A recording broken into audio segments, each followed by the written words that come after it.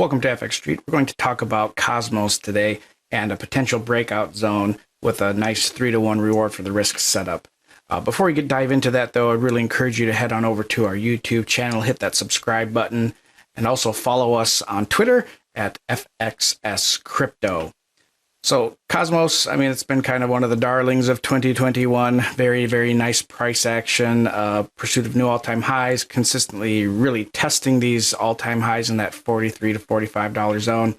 But then you look at it on the daily chart right now, it's really struggled up against the daily Kijun Sen. It's been banging its head up against it ever since the 4th.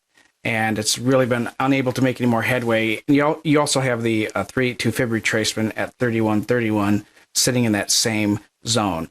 At the same time, it is finding support against the Tenkan Sen, so it's a pretty tight range in there between 32 and $29.50. That's a pretty tight range here. And the oscillators, they do warn of some further downside pressure. However, there's not a lot of follow through. And when we look at the weekly chart, we're probably going to see why we're not seeing a lot of selling pressure coming into the market. One of the cool things with Cosmos's chart, or Atom, is that it's one of the few cryptos on the daily chart that is still in bull market conditions with the RSI. So 50 and 40 are the oversold levels. It found support against 40. It's now moving up to test 50. So that is a positive sign. The optics bands are neutral territory. Things here look very strong for a nice bullish breakout soon. But real quick on the weekly, if you want to get an idea of where that congestion is, look at the weekly Kijun Sen and the Tenkan Sen. That's pretty much where it's been stuck.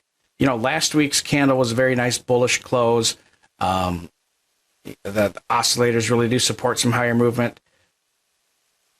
The point figure charts, these are the charts I like to trade off of.